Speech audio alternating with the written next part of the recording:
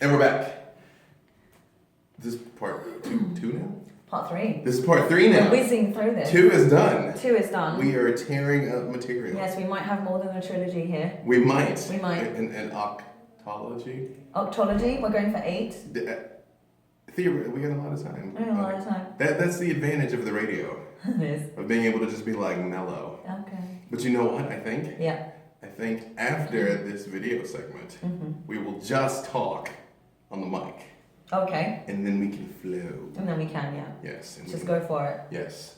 But you'll be able to hear. And you'll stop being distracted by all of like this collectively. Because it's a lot to take in, to like see and hear.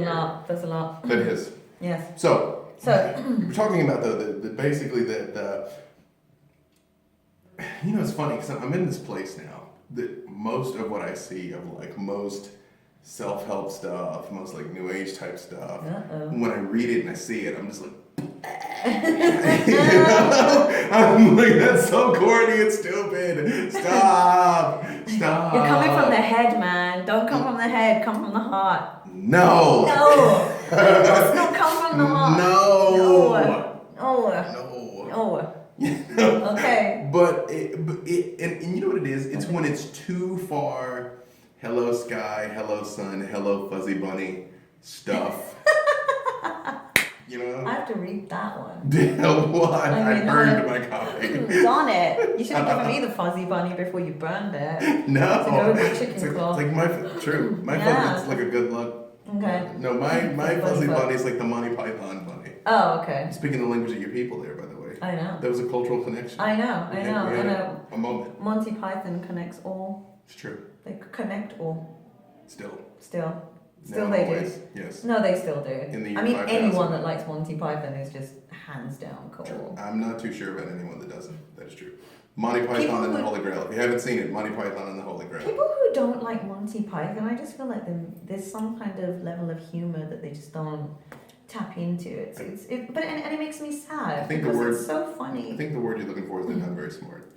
You're trying to be polite. Diplomatic. I mean, I'm trying to. Yeah, yes. I mean, it is witty. It's very funny. It's very insightful. And no, he's more straight up about it. Yeah. I'm a visitor in this country, so I'm going to try and be good so they don't throw me you out. don't want to be on the I don't wrong want to side. be on the wrong side of the law and Let me correct. So yeah, but no, I mean, I just think it's wonderful humor and it's brilliant, and they touch on so many like religious things and political things and silly things. I just think that when humor can take everything and make fun of everything without discrimination, then that is brilliant. It's very expanded. It's very real. It's very big. That is kind of And the purpose truly of it. funny. It's truly funny. To put things like in proper perspective. Yes, exactly. Which really is, the master level of the game is keeping things in perspective. Yes. Because when we get to the audio part of the reason why we're going to go with just the audio is because I do want to talk about a little of the heavy stuff of what happened in Paris and all that. And I'll link the audio in the video here so you can find it so you can follow when we're done here. But I find people always say that the definition of insanity is doing the same thing over and over again and expecting a different result. That's why I moved to America.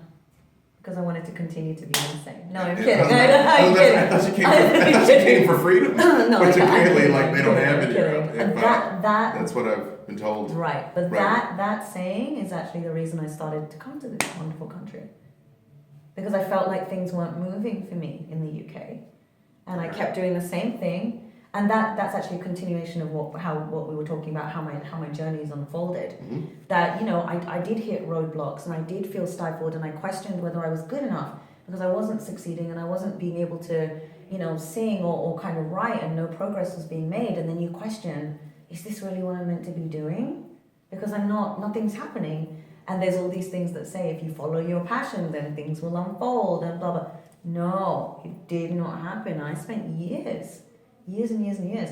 And then I heard that saying and I thought, wow, I'm definitely insane. By that saying, I'm insane. And I thought one of the biggest factors of what wasn't allowing me to change my experience was my environment. And I think environment is one of the hugest influences, hugest factors. And if nothing is changing for you, nothing is moving, You have to look at your environment. Mm-hmm. Has so much impact on you and, you know, even the people you're hanging out with. Yep. The home you're in, the country you're in, the culture you're in, the foods that you're eating. Food is still an environment. It's an environment in your body, for your mind and your soul. You have to change these things. You know, you have to make these drastic changes in order to give yourself a chance. Yep. Change some of the parameters to really know whether it's not working for you. Yep. To give something like, to create room for something new to show up. Yes. Don't, you know, shut yourself off. And it may not be that you pull up stakes and move across the world to America, although you should. Because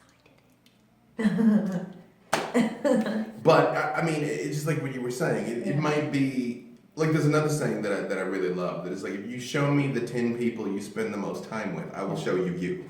I love when you say that. Yeah.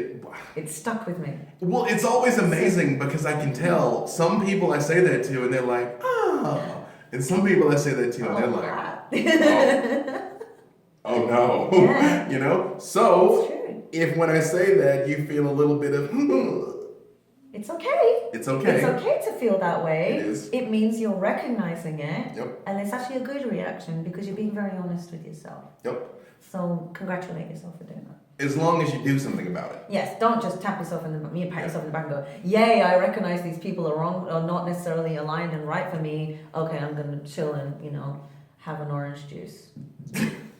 I don't know, I'm just trying to think of what to say there.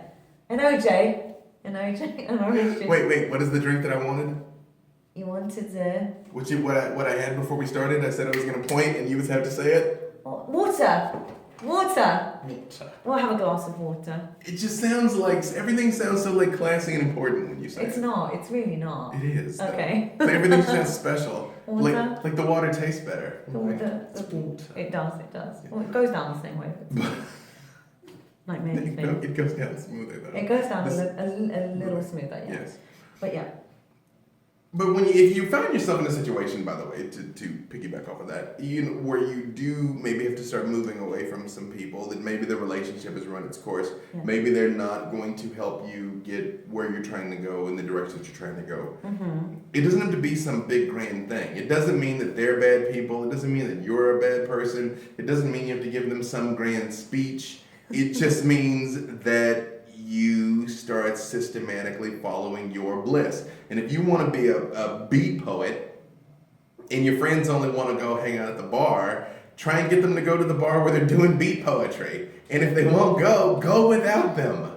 Because you got to do what you got to do. Because at the end of the day, it doesn't matter if like everyone in the world approves of your life and your choices and you wake up every day miserable. Like it does not matter. And I can tell you, a hard day spent like grinding after the thing that you love is better than an easy day doing something you hate. It's not easy though. It's not easy. Doing something you hate is not easy. It's not easy. So it might be, less strenuous on the outside, but the strain that it is causing internally it eats away at you. It's being toxic. out of alignment, It's toxic. Yeah. So and you might be in a position where it's, you've got this job and for now you need it. Maybe you support people. Maybe, your lifestyle requires that you maintain this level of income that you can't just jump into a new thing and find. I hear you. I know all about it. But you can still be doing something.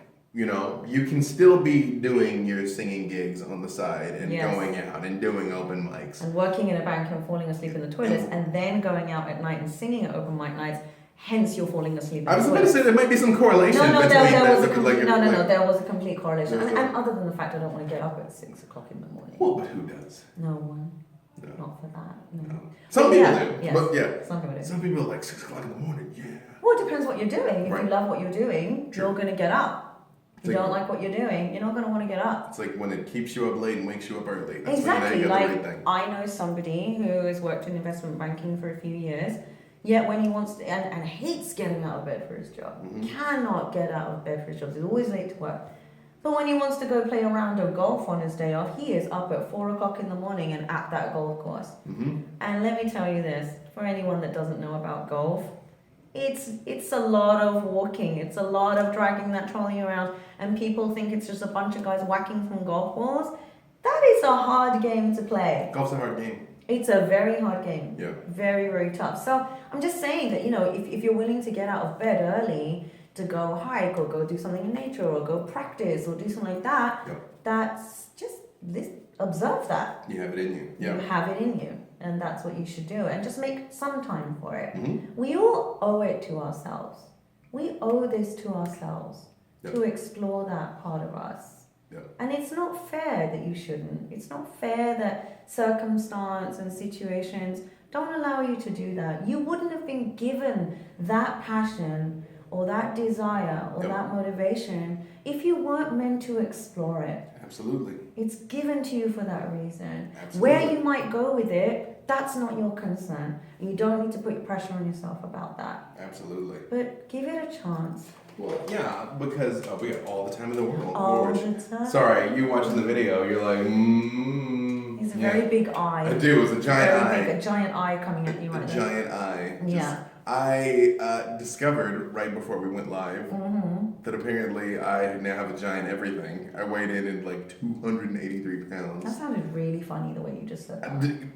Well, again, it's that kind of It's that show. kind of conversation. It is a red wall now. It's a very red wall. It's getting more, 200 and what? 83.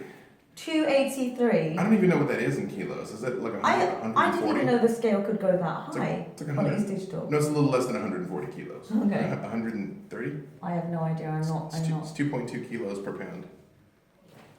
Again, how am I? I said I've come to America and I've just embraced the American system. I'm just about keeping my phone on Fahrenheit when it comes to the weather now. I'm not even looking at Celsius anymore. Sometimes I do because I need to know when to wear a cardigan. I feel like Celsius doesn't have enough numbers to really tell you. Well, it has 2 digits. Yeah, but you don't really know. I mean, Fahrenheit normally has 2 digits unless you're sweltering. Right, in LA. no, where I come from, it's a 3-digit system. Well, that's for why sure. you're in LA. That is absolutely why Really I'm why in you're LA. in Yes, LA. Where are you from 100%. again? I'm from Little Rock, Arkansas. Arkansas. Yes. I never It thought just it sounds so classy. I never when you thought say- in my That life- was the nicest presentation of Arkansas you're ever going to get. There it was. Little Rock, Arkansas. Yep. I never thought I'd ever meet anyone from Arkansas. I did know that there was a place called Arkansas before coming here, and I never Because thought. Bill Clinton is from there. And so's Hillary now. Oh, there you go. No. There you go. Wow, the Clintons. There you go. Represent. Represent. It's true. That was my That was it. Represent. You went in with me on it though. I appreciate that. I did. I appreciate I made that. you feel like you were back at home, like right there. What? I can't. Yeah, I'll teach it to you. I can't do It's that. all in the. I know. Yeah. I can't do finger snapping or anything No? like that. No, see, I just can't. No? You do that really well. I could imagine. A little doing too it. fabulous? Yeah, it's and your head Little roll. No, slow. I can't. I can't even now. No, yeah, it comes from in here. It's I'm not- imagining you it's in not West. up there. It's in I'm imagining you in West Hollywood right now. I'm very fierce in West Hollywood, by the way. Very my fierce. milkshake does, in fact, bring all the boys to the yard. It does. I'm sure. Actually, that's how we met. That is absolutely how we met. No, we have to save that for the radio. Okay, we'll save that for the radio. Yeah, that is absolutely how we met, by the way. That's why I thought I was very safe. That is just, well, it was all part of the plan, by the way. I broke a lot of hearts that week. Broke yeah. a lot of hearts. It was that. Well, Yeah. now we have to give like the super abbreviated version of it at least, or we're going to be a tease. Okay. So, a couple years back, let me give like some context. Context. Which, for the record, I think insanity is a lack of context. Yes. When you look at things in a vacuum. Yes. for Like sure. when you just kind of like put it in this Sucked in. fishbowl and you're Uh-huh. like, what is this thing? And it's like, well, if you looked at these things, Yes. you would know. Yes. But you get stuck like obsessing about what's in the bowl. Looking through one lens. Yes. Oh. A zoom lens. Yeah, so one of the things I always say is that, like, imagine you have a room in a house and you're looking through one window. The sun is in a certain position in the sky and looking through one window into that room. You're going to have that perspective of that room. But imagine that several other people are looking at the room through different windows and at different times of the day. The sun shines differently. The illumination of that room, the shadows of that room, the feeling of that room, it changes according to how you're looking at it, what time of the day it is. There are too many different factors, and it's so important to get perspective, before acting upon anything. It's just, and not to get so sucked in. Which, your own mind. by the way, if you're lacking in perspective, you find somebody that you can trust that is not a hater, that you can ask and is going to give you like real advice, because unfortunately a lot of people give really terrible advice, so Yes. you need to know someone that you can trust that is going to like steer you in the right direction and won't just say something haterish. And the people who normally give you advice are the ones you didn't ask. Also true. Yes. Also true. But if you do not have someone that you can bounce things off of to get some sort of objective response, I always say, ask yourself, what would you say if this was happening to your best friend or your sister or your brother? Yes. You know, if they were in the exact situation, if they came to you with this particular lamentation, that this happened, what would you say to them? Right. Yeah. That You makes, know? yeah. And I'll hear it's like, oh, well, I'd tell them, you know, this, that, or the other. And I'm like, well, there's your answer. Well, no, but I'm like, that time. Why is it Time. any different for you? Yep. Why are you making yourself any different? I've had to bust people on that so many times. Why is it okay for you to advise them that, but it's not okay for you to tell yourself that? There's a word for that. What is the word? There's the H-bomb. H-bomb? Hypocrite. Hypocrite. Oh. The H-bomb. They will come into your path many, many times. Yeah. That's true. That's my Well, again, it's the ego. Yes. Oh, no, but that's not the same for me. Yeah. That's not the same for me because I'm special and I'm different. Yeah. And my problem is unique when it comes to me. And I tell people all the time, I'm like, everybody else's BS is transparent. Exactly. You know, like if I ask you what's wrong with your 10 closest friends, you can probably tell me with relative accuracy that probably really is their issues. Uh-huh. But then I'm like, so what about you? Oh, well, you know, totally I different think thing. that just being honest with yourself, again, we go back to that. I think that we're not here to display perfection. Yeah. We're not here to be this like amazing, perfect version. I mean, Uh, well, we'll say. But I mean, look, myself and David are sitting here and having this conversation, and I've even, confessed earlier, I think in segment 2 or 7 or whatever we're on now, is that I don't have it together all the time. I do have it more together when I'm around people like this, because being around certain people can elevate you and help you have more clarity, and that's why I think it's important. That's the kind of thing that helps you be more centered, helps you have more perspective, helps you see through multiple lenses, and also step like ask your ego to step aside. Sometimes your friends have to ask you to do that, and when they reflect that back to you, that's when you'll practice doing that. Yeah. Absolutely. You are so important and yet so unimportant at the same time.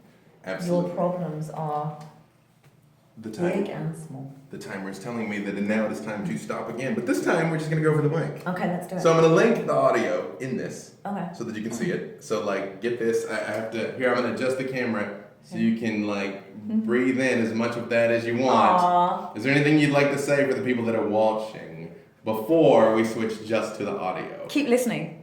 Good advice. And with that, we will switch to the audio. Okay. Wait, you have to say your name one more time because it sounds so much better when you say it. Radhika Vekaria.